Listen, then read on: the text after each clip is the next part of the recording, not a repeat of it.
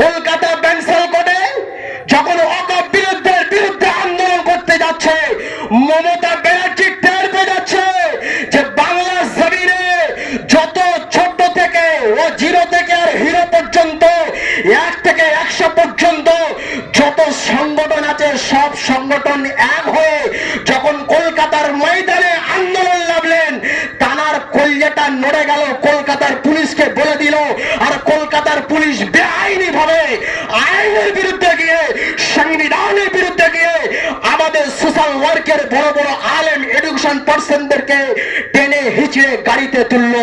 এই মুসলমান, একবার কি তোমাদের ধিক্কার লাগলো না? অন্তরে ব্যথা লাগলো না? তারপরের দিন ব্যাংসাল কোর্টে হাজির হয়েছিলাম। ব্যাংসাল কোর্টের জজ, তাকে ধন্যবাদ জানাই, তিনি সংবিধান অনুযায়ী বিচার করেছেন। কারণ তিনি কোন চটি চাটার কথা শোনেনি। তারা চেষ্টা করেছিল বিভিন্ন ইল্লিগাল ভাবে কেস দিয়ে এদেরকে জেলে রাখার জন্য, কিন্তু 7টা করে কেস দিয়েছিল এবং বিভিন্ন মিথ্যা কেস দিয়ে বিভিন্ন আলেমদেরকে ঢুকিয়ে দেওয়ার পরিকল্পনা করেছিল। কিন্তু বাঁচানোর মালিক আল্লাহ। আল্লাহ পাক সেদিনে বাঁচিয়েছিলেন। ব্যাংসাল কোর্টের জজ প্রথমে 2000 টাকা করে প্রত্যেক পার পিস 96 জনকে 2000 টাকা করে লাগিয়েছিল। তারপরে আমাদের উকিলগুলো লড়লেন, তারপরে 500 করে লাগালো, তারপরে বেকুজুর খালাস করে দিল। একবার জোরে বলুন সুবহানাল্লাহ। আমি আজকে বলতে চাই, শরীরে ফারুক আব্দুল্লাহ ওই ব্যাংসাল কোর্টের সামনে দাঁড়িয়ে আমার সঙ্গে শত শত মানুষ ওই পুলিশের সামনে দাঁড়িয়ে দাঁড়িয়ে জুতোখানা খুলে বলেছিলাম, পুলিশের গালে গালে জুতে মারো তালে তালে। কেন বলেছিলাম? পুলিশ সেদিনে আমাদের দিকে তাকিয়ে পুলিশ সংবিধানের বিরুদ্ধে কাজ করেছে। সংবিধান রাইট দিয়েছে, আপনি আন্দোলন করতে পারবেন, আপনি ভারতবাসী, আপনি ভারতের নাগরিক, আপনার আইনি ভাবে আন্দোলন করার অধিকার আছে। সেই অধিকার এমন করে বঞ্চনা করে তাদের আন্দোলনটাকে ব্যর্থ করে দিয়ে সেদিনে এমন করে জেলে ঢুকিয়েছিল। পুলিশকে জুতো মারো তালে তালে বলেছিলাম, পুলিশ মাথা হ্যাক করেছে। আজকের আমার এখান থেকে বলার উদ্দেশ্য হলো, আজকের রায়দিঘি বাজার, রায়দিঘি আশেপাশে আমার অনেক মুসলমান, হিন্দু ধর্ম, জৈন ধর্ম, আদিবাসী ধর্ম, আমরা সকলেই বাস করি এই রায়দিঘি মসজিদ। 150 মিটার দূরত্ব, আমাদের মন্দিরে ঘন্টা বাজে, মসজিদে আজান হয়। এই ভারতবর্ষের জমিনে আমাদের রায়দিঘি বাজার হলো একটা সম্প্রীতির বাজার। এই বাজার থেকে হিন্দু, মুসলমান, জৈন, খ্রিস্টান আমরা একে একে কাঁধে কাঁধে পালন করে কাঁধে কাঁধ রেখে আমরা চলাফেরা করি। তবে আমি রায়দিঘির মানুষ হয়ে কিছুটা কিঞ্চিত বুঝতে পারছি, রায়দিঘির কিছু মানুষের মধ্যে একটা জিজ্ঞাসা চিহ্ন হয়ে গেছে। আমি জায়গার নাম বলছি না। এই রায়দিঘি বাজার থেকে একটা হিন্দু একটা মুসলমানের সঙ্গে অ্যাক্সিডেন্ট হয়েছে এবং তাকে মুসলমানটাকে দেখে দেখে বলা হচ্ছে বাংলাদেশি পাকিস্তান, বাংলাদেশি পাকিস্তান।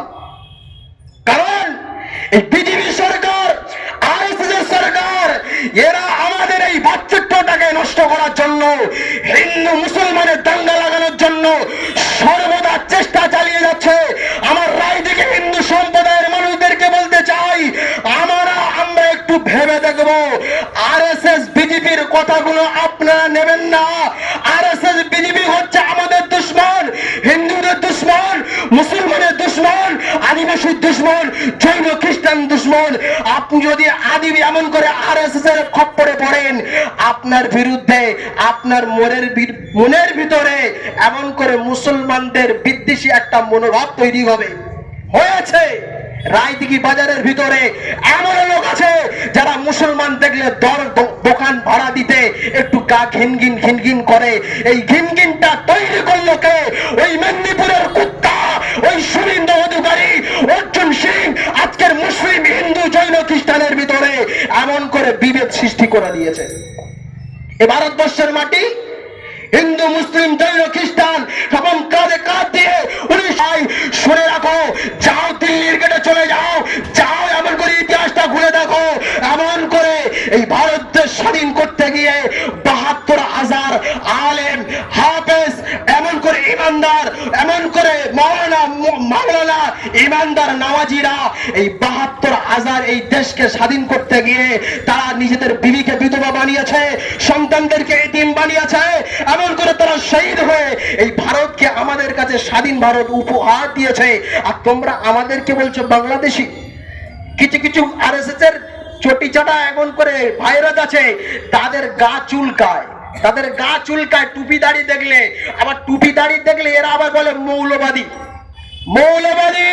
আমি আরএসএস এর ওইসব বন্ধুদেরকে বলতে চাই, মুসলমান এই ভারতবর্ষের আমাদের পূর্বপুরুষ ছিল, আছে, থাকবে, কিয়ামত পর্যন্ত থাকবে। যদি প্রয়োজন হয় এই মুসলমানরা আমার এই ভারতকে স্বাধীন করতে প্রস্তুত আছে। একবার জোরে বলেন ঠিক কিনা? কলকাতায় ধর্মতলায় আপনারা হয়তো ভুলে গেছেন, 20টার বেশি সংগঠন ওয়াকফ বিলের বিরুদ্ধে আন্দোলন করতে গিয়ে পীরজাদা নওশাদ সিদ্দিকী সহ, মাওলানা কামরুজ্জামান সহ, মাওলানা আব্দুল্লাহ হিল মারুফ সাহেব সহ, মাননীয় হোসেন গাজী মহাশয় সহ আরো 96 জনকে কলকাতা বেঞ্চাল কোর্টে তাদেরকে নিয়ে যাওয়া হয়েছিল। কেন না, তারা কেন ওয়াকফ নিয়ে রাস্তায় নামবে? তারা কেন ওয়াকফ নিয়ে মুখ খুলবে? এই ভারতবর্ষের এমন করে মুখ্যমন্ত্রী লজ্জা লাগে, তিনি ভারতবর্ষে এমন করে এসআইআর এর বিরুদ্ধে কোনো কিছু দিল্লি থেকে টাকা বন্ধ হয়ে গেলে আমাদের কলকাতা রানী রাসমণি রোডে আন্দোলন নেমে যায়।